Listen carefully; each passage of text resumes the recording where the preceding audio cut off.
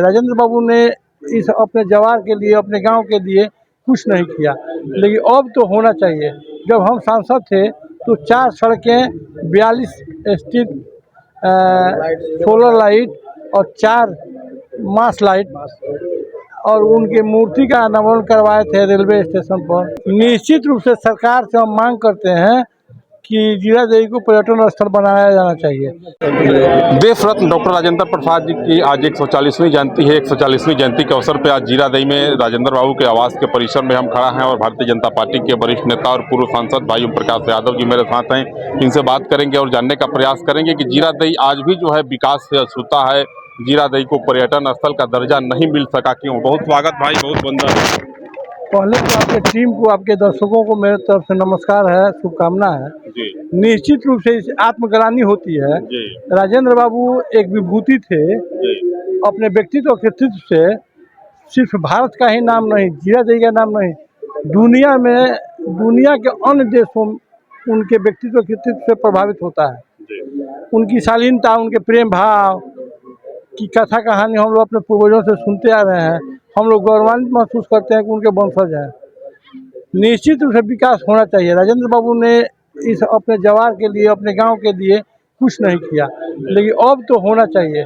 जब हम सांसद थे तो 4 सड़कें, 42 स्ट्रीट सोलर लाइट और 4 मास लाइट और उनकी मूर्ति का अनावरण करवाए थे रेलवे स्टेशन पर जीरादेई। 45 को ट्रांसफार्मर दिए थे जीरादेई। भी लोग कहते हैं जो गोद लिए थे एमपी साहब, क्या किए जीरादेई? अब छोड़िए, लोग मालिक हैं, उन लोगों को कुछ कहने दीजिए। तो जीरादेई पर्यटन स्थल नहीं बन सका। निश्चित रूप से सरकार से हम मांग करते हैं कि जीरादेई को पर्यटन स्थल बनाया जाना चाहिए। जब हम पहली बार जीते थे और राज्यपाल थे देवा साहब, हम उनसे मिलने गए तो उन्होंने कहा कि एमपी साहब, हम आपका काम कर देते हैं, आप हमारा एक काम बचपन से लालसा है कि राजेंद्र बाबू के जन्मस्थली देखने चले। तो हम आए थे स्कूल में, हाई स्कूल के प्रांगण में उनको बुलाए थे और बुला करके इस गांव को दिखलाने का काम किए थे। निश्चित रूप से नौजवानों को, बच्चों को, बच्चियों को प्रेरणा मिलेगी उनकी शालीनता, उनकी विद्वता का, उनकी जीवनी को पढ़ाया जाना चाहिए। स्टेशन पे कोई एक्सप्रेस ट्रेन नहीं रुकती है।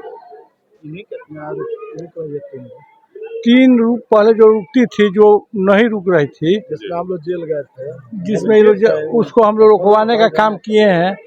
और स्टेशन पर उनका मूर्ति नहीं था, जिसके लिए बराबर धरना प्रदर्शन होता था, लोग जेल जाते थे, सोनपुर जाकर बेल कराते थे।